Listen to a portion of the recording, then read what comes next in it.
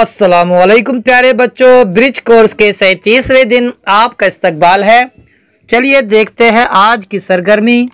सलाहियत, तसव्वुरात, इक्तिबास, पढ़ना, समझना और लिखना। प्यारे बच्चों, आज हम एक इक्तिबास पढ़ने जा रहे हैं। चलिए देखते हैं, आओ मालूम करें। इक्तिबास गौर से पढ़िए। देखिए प्यारे बच्चों, एक छोटा सा इक्तिबास यहाँ पर दिया गया है, हम उसे पढ़ते हैं, आप गौर से सुनिए। मोती सहन में खेल रहा है, मोती का साया सहन में दिखाई दे रहा है। मोती दौड़ा, साया भी दौड़ा। मोती ठहरा, साया भी ठहरा। मोती को खूब लुत्फ आया। ठीक है मेरे बच्चों, आपने देखा मोती के ताल्लुक से इक्तिबास था। आगे देखते हैं। आओ अहलियत पैदा करें। इक्तिबास पढ़कर सवालात के जवाबात लिखिए। प्यारे बच्चों, यहाँ पर सवालात है, चलिए सुनते हैं सवालात और इसके जवाबात हम देते हैं। सहन में कौन खेल रहा था? जवाब है सहन में मोती खेल रहा था। दूसरा सवाल है, किसका साया सहन में दिखाई दिया?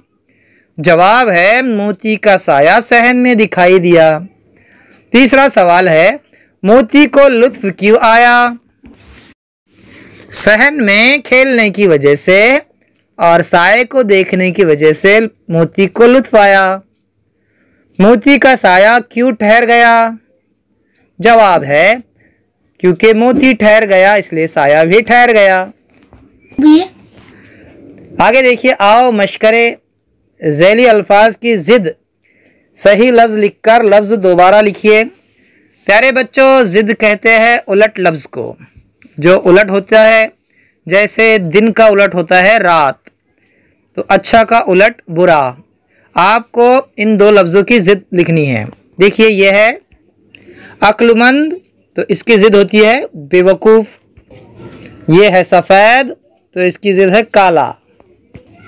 आगे देखिए, आओ तखयलाती बने। आप इस तरह दिए गए जिद अल्फाज के अलावा 20 अल्फाज की फहरिस्त तैयार करो और अपने उस्ताद से उसकी जांच कराओ। हम फिर मिलेंगे अगले वीडियो के साथ, तब तक के लिए अल्लाह हाफिज़। अस्सलामु अलैकुम।